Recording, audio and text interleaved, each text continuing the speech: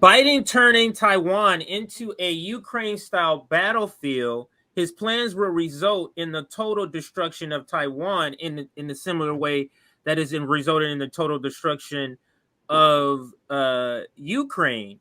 But what are your thoughts on this Ukraine war being sort of the testing grounds for this larger fight with Taiwan? And do you think that the U.S. weapons-wise is in a position for any sort of fight with China? A couple of things here. I would put it to you like this: the neocons, that their whole thing is the U.S. should lead the world order. We should be in charge. We should dominate everything, right?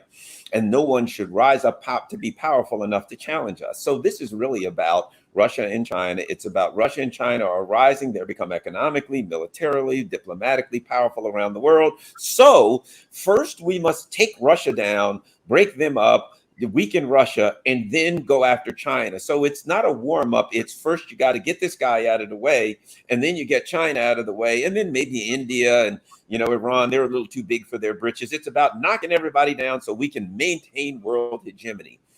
That's the plan here, and that's where Ukraine falls into it. You got to get them done so you can weaken Russia. That's why they keep saying weaken Russia, because Russia and China are friends, and you got to weaken them and go after China, which is why China will back Russia to the hilt no matter what, because they know they're next on the menu. Now, this isn't you.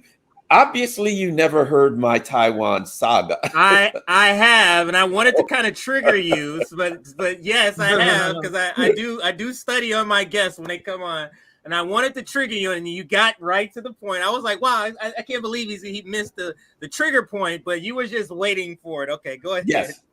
So for those listening who don't know, this is the story of a lifetime. It's incredible. So I did a tweet one time. I was waiting for shrimp tacos and guacamole, and I'm just for the hell of it. And I did this sarcastic tweet. This breaking news, right? President, White House insiders leaked that when asked if there'd ever be anything worse than I'm paraphrasing here, the destruction of Ukraine, blah, blah, blah. I said, President Biden responded, wait until you see my plan for the destruction of Taiwan. Now, that was supposed to be satire.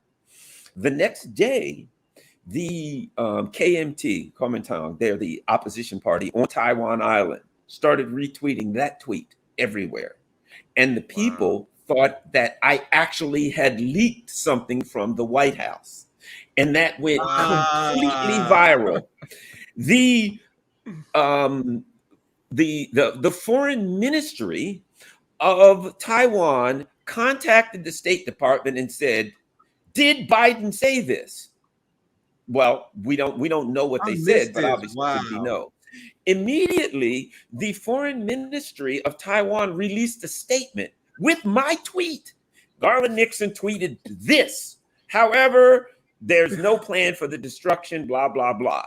Then it hits the mainland of China. Now, I don't know the numbers. I don't know the exact numbers. I do know there was an article written 2 weeks later, and it went viral on all of the social media in Taiwan and China. 2 weeks later, it was getting 150 million hits a day.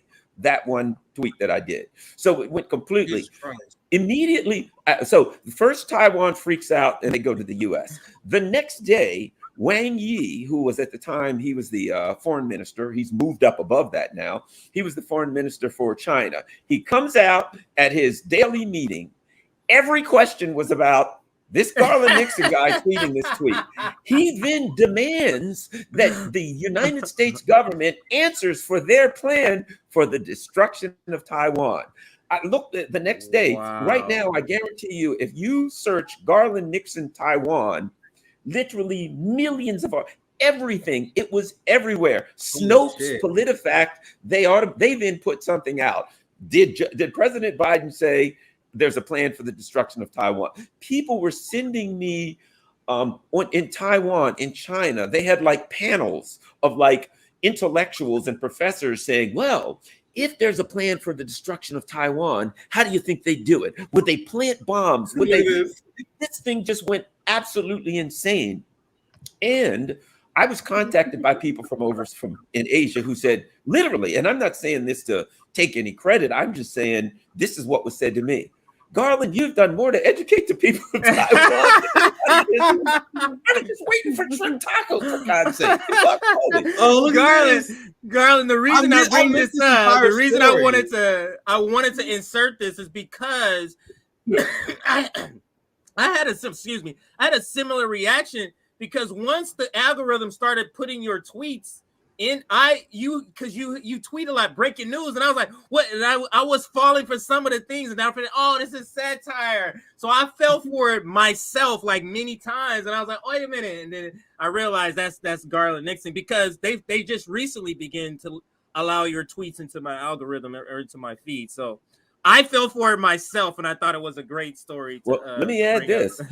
Afterwards, I really think China jumped on that, because what they did a couple weeks later, this thing went ballistic. And Taiwan, I was told there's a conversation in Taiwan that wasn't there before that's really saying, what's going to happen to us? Are they going to blow us up? Are we going to? It was after Nord Stream. And so they were concerned, are they going to do us like they did Germany? The Chinese government then brought the KMT, the same party, the former president from that party, they brought him on a goodwill tour all through China. It's obvious that China jumped all over this. All these articles in the Global Times and China Daily, Xinjiao, this was everywhere. Then I look, it's in Europe.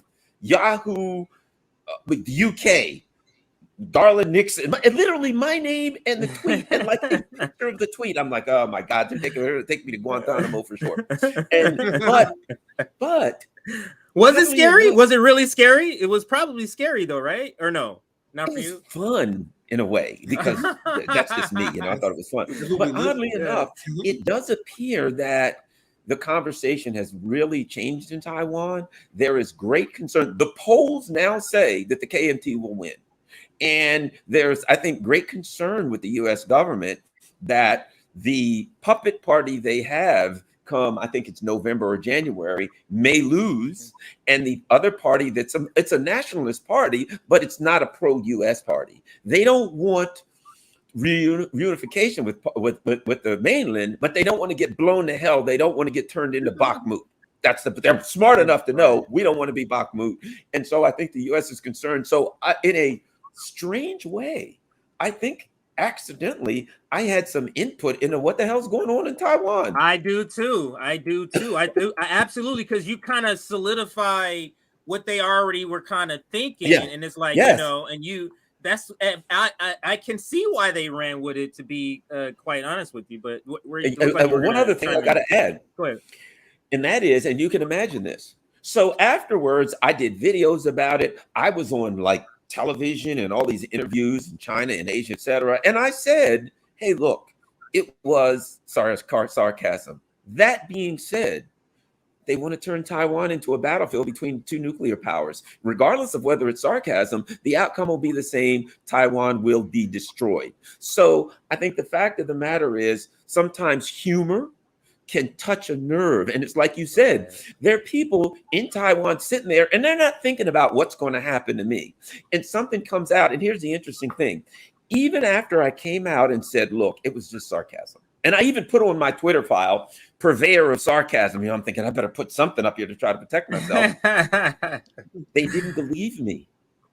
They didn't believe me. A lot of them didn't believe me. They thought, he got some insider information from the White House and he's just trying to hide it now because he didn't want to get in trouble. So even when I said it was sarcasm, but if you think about it, based on what's going on in Ukraine, the position they're being put in, when they look at the U.S. bombing the Nord Stream, it makes sense to them that they're being betrayed. And when I say no, it was just sarcasm, they're going to be like, yeah, sure. You say it's sarcasm, but you ain't the one that's going to get blown to hell. We don't trust you, pal. You were telling the truth. That's incredible. That's funny.